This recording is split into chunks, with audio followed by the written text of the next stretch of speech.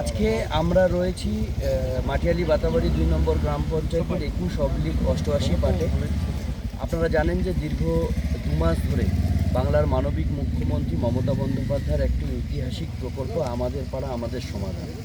সেই প্রকল্পের মাধ্যমে প্রত্যেকটা বুথের মানুষ সেই ক্যাম্পে গিয়ে তাদের এলাকার উন্নয়নের স্বার্থে যে কাজগুলো পঞ্চায়েত করেনি, পঞ্চায়েত সমিতি করেনি, জেলা পরিষদ করেনি, সেই কাজগুলোকে তারা প্রস্তাব রেখেছিলেন এবং তাদের প্রস্তাবকে মান্যতা দিয়ে সেগুলোকে ভেটিং করে আমাদের মাটিয়ালি পঞ্চায়েত সমিতির অন্তর্গত টেন্ডার করা হয়েছে।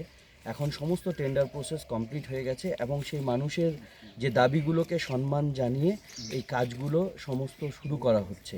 আজকে আমরা তারই ফলস্বরূপ একটা গার্ডওয়াল, যেটা আমাদের এখানকার যারা মাইনরিটি সম্প্রদায়, শুধু মাইনরিটি সম্প্রদায়ের নয়, এখানে আমরা সর্বধর্ম মিলে থাকি, সবাই চেয়েছিল যে এখানে একটা কবরস্থানে গার্ডওয়াল হোক।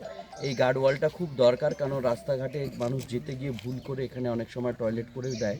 তো সেই স্বার্থে এই আমাদের পাড়ার সমস্ত লোকেদেরই দাবি ছিল যে এখানে একটা গার্ডওয়াল হোক। সেটা ওই ক্যাম্পে তারা প্রস্তাব রেখেছিলেন এবং সেটাকে সম্মান জানিয়ে এই গার্ডওয়ালটা আমাদের পঞ্চায়েত সমিতিতে টেন্ডার হয়েছে এবং এই কাজটা শুরু হলো। আমরা এরপরে একটা মন্দিরের ওখানেও গার্ডওয়াল আছে, সেটাও আমরা উদ্বোধন করব।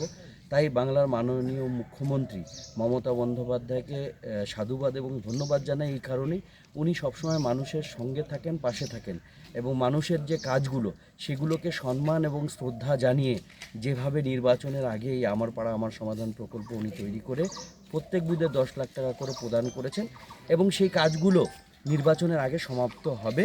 তার জন্য ওনাকে আন্তরিকভাবে ধন্যবাদ জানাই এবং ওনার দীর্ঘ আয়ু কামনা করি।